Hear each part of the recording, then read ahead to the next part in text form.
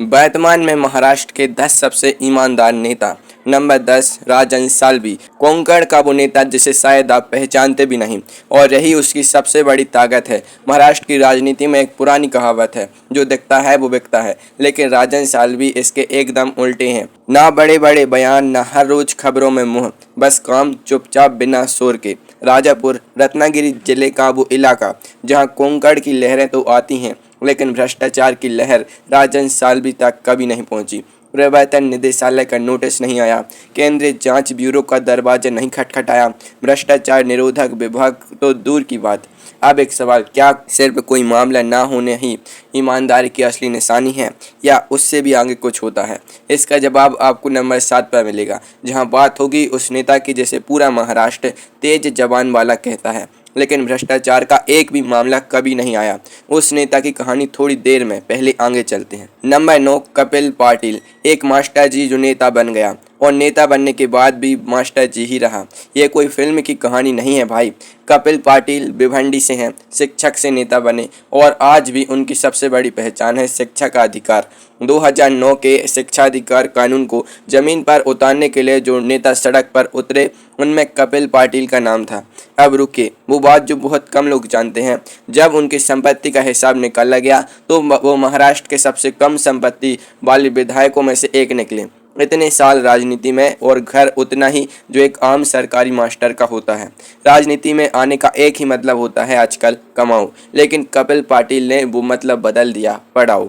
अब एक सवाल मन में रख लीजिए, क्या सच में कोई नेता इतना सादा हो सकता है? और अगर हाँ, तो फिर ऊपर के नंबरों पर जो लोग हैं उनकी कहानियाँ और भी दिलचस्प होनी चाहिए, हैं भी, आगे देखते हैं। नंबर 8, रोहित पवार। पवार खानदान यानी महाराष्ट्र की राजनीति का सबसे बड़ा नाम, और इसी खानदान में एक युवा है रोहित पवार, जिन्हें देखकर लोग कहते हैं यार ये अलग लगता है। रोहित पवार शरद पवार के बड़े भाई के पोते हैं, यानी सीधे सत्ता के घराने से ताल्लुक। जहां चाहते जाते बिना मेहनत के कुर्सी मिलती, लेकिन उन्होंने कर्जत जामखेड़ चुना।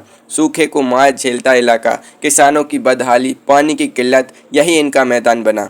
और अब वो बात जो शायद आपने कहीं नहीं सुनी, रोहित पवार ने बारामती कृषि के जरिए किसानों के लिए एक ऐसा काम किया, गन्ने से जैव ईंधन बनाया जो पेट्रोल में मिलाया जाता है, यानी किसान का गन्ना सड़क पर दौड़ती गाड़ियों में। ये विचार छोटा नहीं था। भ्रष्टाचार का एक भी मामला नहीं, युवा पढ़े लिखे जमीन से जुड़े हुए।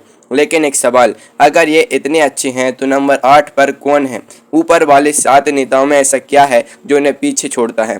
नंबर 1 का किस्सा तो अभी बाकी है, वो शख्स जिनके दुश्मन भी उनकी तारीफ करते हैं, वो थोड़ी देर में। पहले नंबर 7 देखते हैं। नंबर 7, राज ठाकरे। नाम सुनते ही लोग दो हिस्सों में बढ़ जाते हैं। एक कहते हैं नेता दमदार है, दूसरा कहता है बयानबाजी ज़्यादा करते हैं। लेकिन एक बात पर दोनों खेमे एक मत हैं, इन पर भ्रष्टाचार का एक भी मामला कभी नहीं आया, कभी नहीं।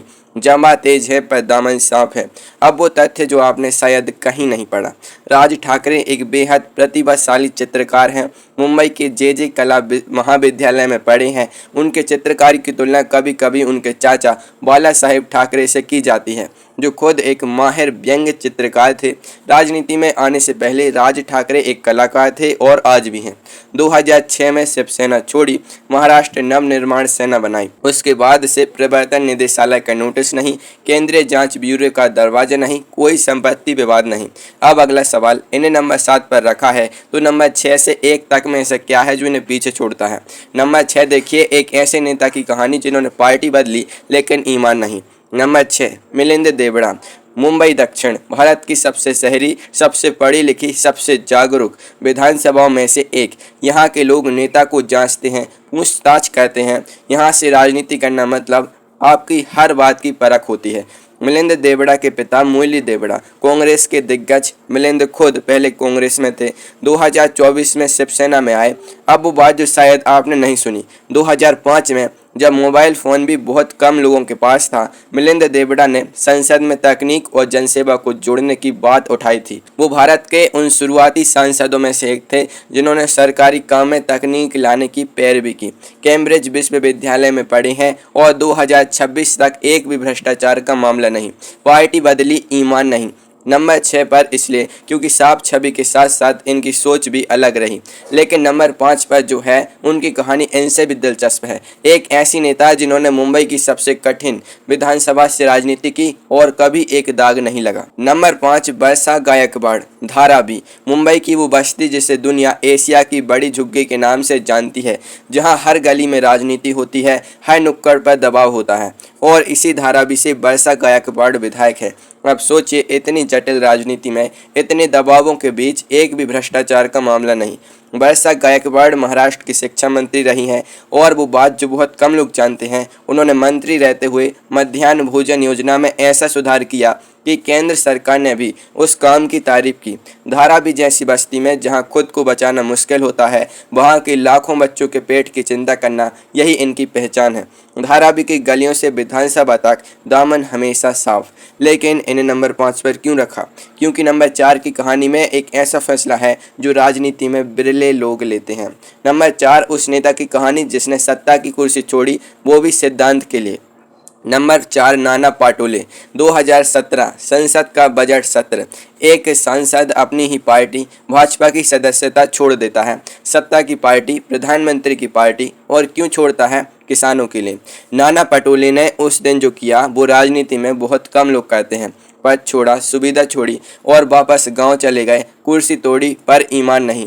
अब वो बात जो शायद आपने नहीं सुनी। नाना पटोले विदर्भ के किसान परिवार से आते हैं और उनके अपने खेत में वो खुद काम करते हैं।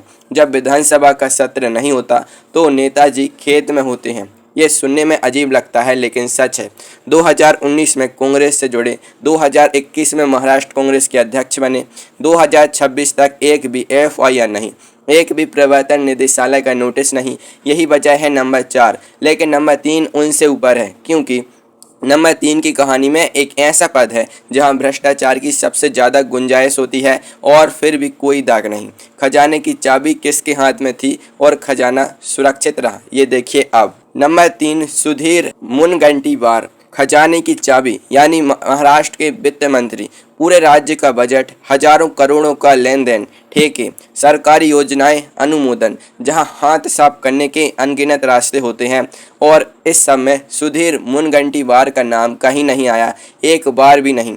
अब वो बात जो बहुत कम लोग जानते हैं कि सुधीर मुनगंटीवार सिर्फ नेता नहीं है, वो कवि भी हैं। हिंदी और मराठी दोनों भाषाओं में लिखते हैं। उनका कविता संग्रह प्रकाशित हो चुका है। विदर्भ का एक नेता जो बजट भी बनाता है और कविता भी।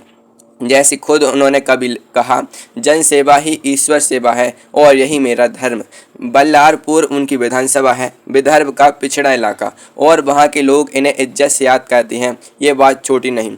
वित्त मंत्री पद पर रहते हुए भ्रष्टाचार का एक भी आरोप न होना, इसीलिए नंबर 3।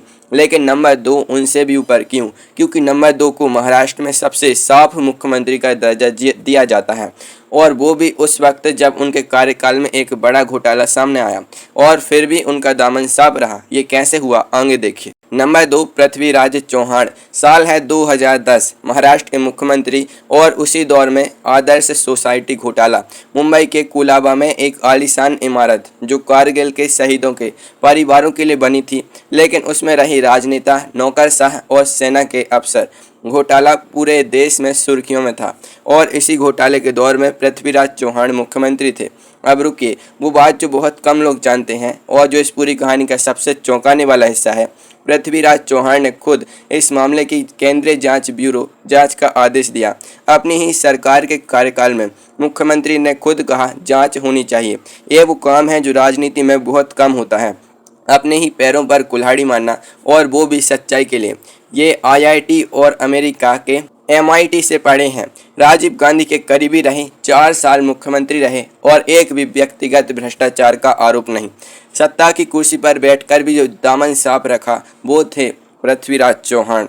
यही वजह है नंबर 2। लेकिन नंबर 1 इनसे भी आगे हैं, और उनकी कहानी वो जो मैंने शुरुआत में कहा था, दुश्मन भी जिन्हें सलाम करते हैं, वो कहानी अब आती है। नंबर 1 नितिन गडकरी। रुकिए, पहले एक बात, क्या आपने कभी सोचा है कि एक नेता जो भाजपा में हो उसकी तारीफ कांग्रेस वाले करें, जो नागपुर से हो उसे मुंबई भी मानती हो, जो सत्ता में हो उसे विपक्ष भी इज्जत दे, राजनीति में ये होता नहीं, लेकिन नितिन गडकरी के साथ यही होता है।